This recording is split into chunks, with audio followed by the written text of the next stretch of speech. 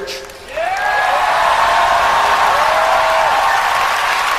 The truth is, we've got to raise the minimum wage to a living wage, $15 an hour over the next 4 years.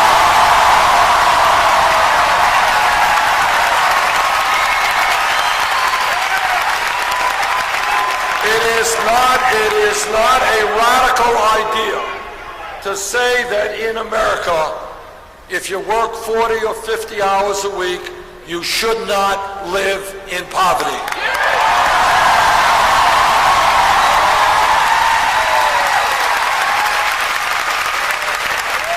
And when we talk about equitable wages in America, I know that every man in this arena will stand with the women in the fight for pay equity.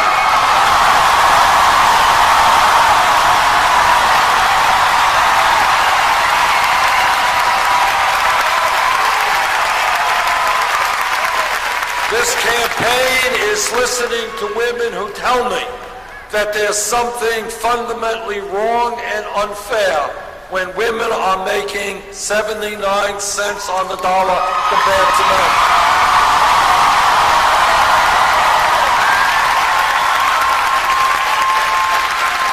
There is no economic reason for that. That is just old-fashioned sexism, and we're going to change it.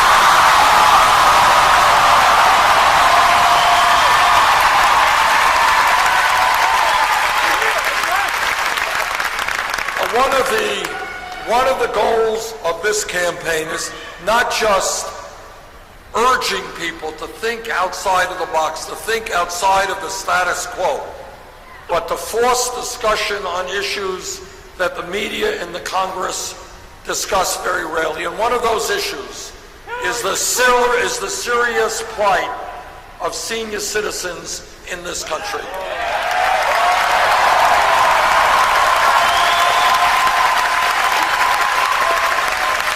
In Florida and in Vermont and all over this country, we have a lot of seniors. We have a lot of seniors who are trying to survive on $11,000, $12,000 a year Social Security. Now, I want you to think about it for a second. Put yourself into the position of somebody who's 80, 90 years old, trying to live on $12,000 a year, spending money on health care, prescription drugs, keeping the house cool. And you know what? You can't do it. You cannot do it. Now, despite that obvious reality, you got many Republicans, you know what their view is? They want to cut Social Security. Well, I've got some bad news for those Republicans. We're not going to cut Social Security. We're going to expand Social Security benefits.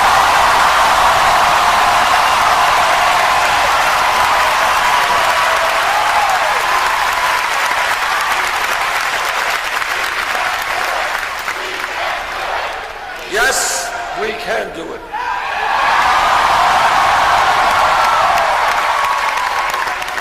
This campaign is listening to veterans. And what veterans are telling me is that after putting their lives on the line to defend this country, they don't want to see their brothers and sisters sleeping out on the streets. They want decent health care, and we're going to provide that.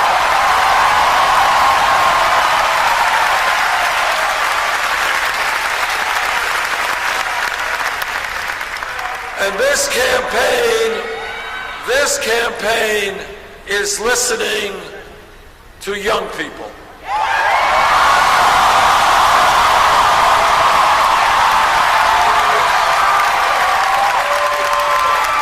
And what young people are telling me, and again, it's important to think outside of the status quo. Don't take things for granted when they are really quite crazy. What young people are telling me is, why is it that we have to go $50,000 or $80,000 in debt because we wanted to get a decent education?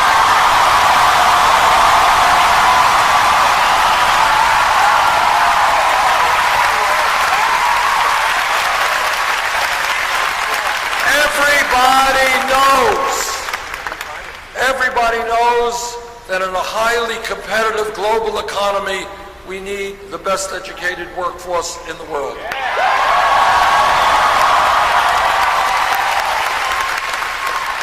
And everybody tells the young people it's imperative that you get a good education. Why then are we punishing people with decades of debt for getting an education?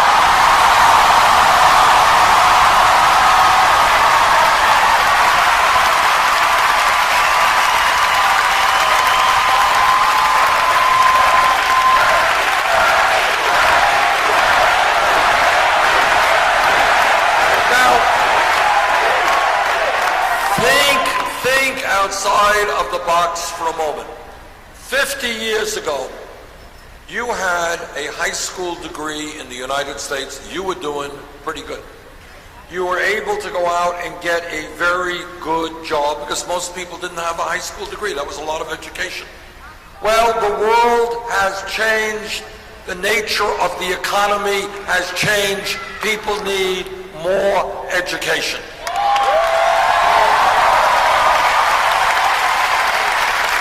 In many respects, a college degree today is the equivalent of what a high school degree was 50 years ago. So I think common sense dictates that when you think about public education today, it's not good enough to talk about first grade through 12th grade. We've got to talk about making public colleges and universities tuition free.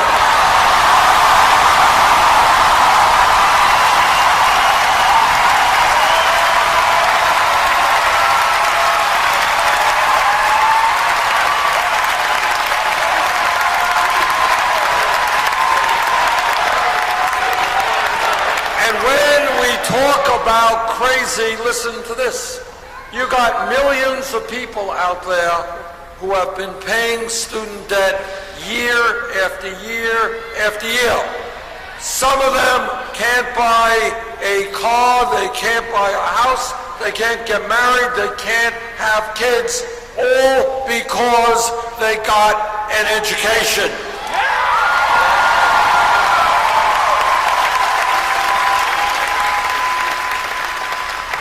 That is crazy. That's nuts. We should be rewarding people for getting an education, not punishing them.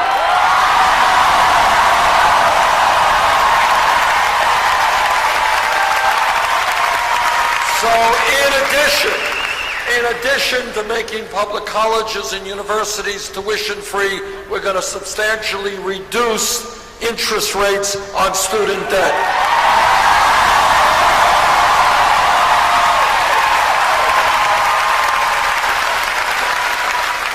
Now my critics say, well, Bernie, you're Santa Claus, you're a nice guy, you're giving away all of this stuff. How are you going to pay for it? And I will tell you how we are going to pay for it. All of you know that the greed and the recklessness and illegal behavior on Wall Street drove this economy, and Florida in particular, into a horrendous recession. Well, after the crooks on Wall Street destroyed the economy, they went to Congress and they got a bailout. In my mind, after bailing out Wall Street in their time of need, now it is time for Wall Street to help the American people.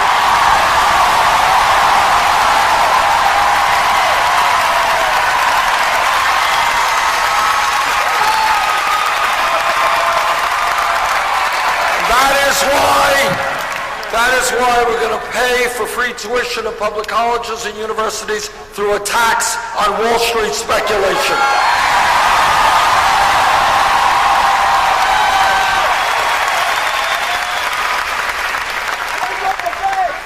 This campaign is listening to our brothers and sisters in the African American community.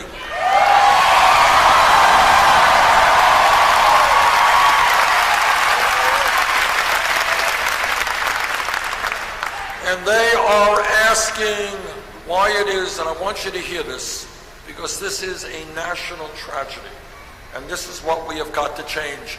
If we do not change current circumstances, an African-American male baby born today stands a 1 in 4 chance of ending up in jail. That's right.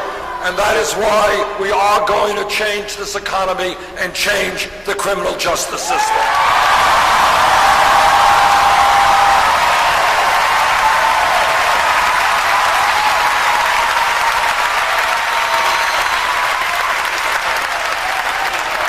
This campaign is listening to our brothers and sisters in the Latino community.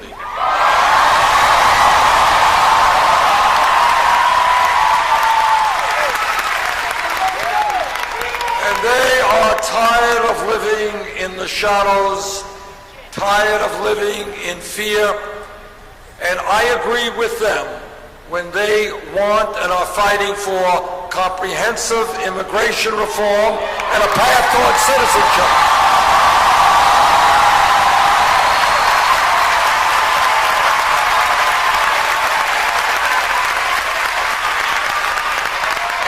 And if Congress does not do its job in passing comprehensive immigration reform, I, as president, will use all of the powers available to me to go forward in protecting undocumented women.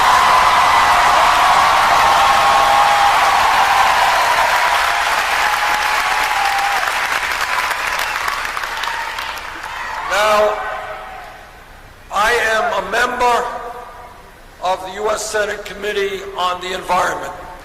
I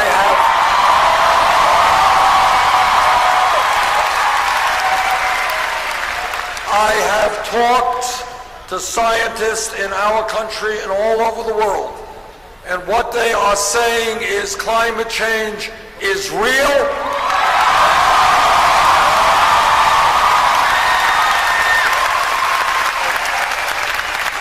Climate change is caused by human activity.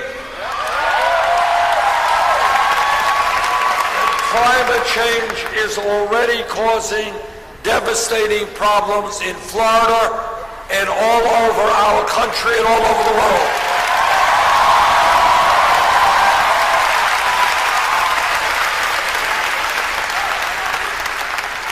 We have a moral responsibility to make sure that the planet that our children and grandchildren live in is a planet that is healthy and habitable.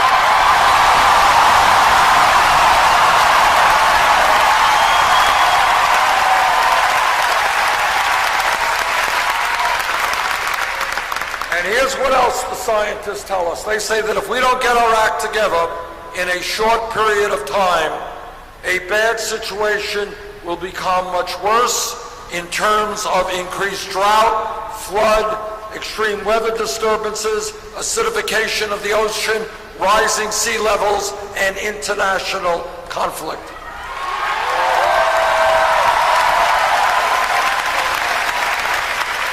And that is why, together, we have got to take on the fossil fuel industry.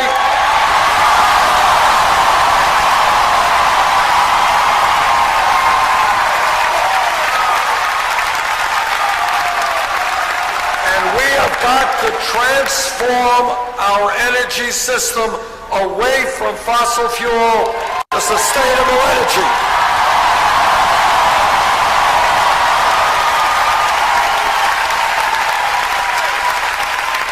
The state of Florida has an extraordinary natural resource. It's called sunlight.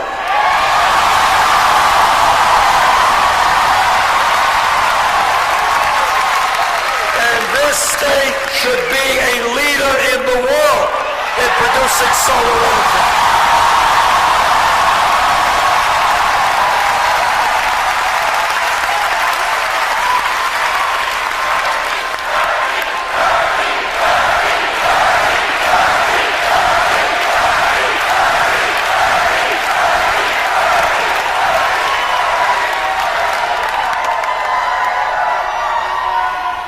connect some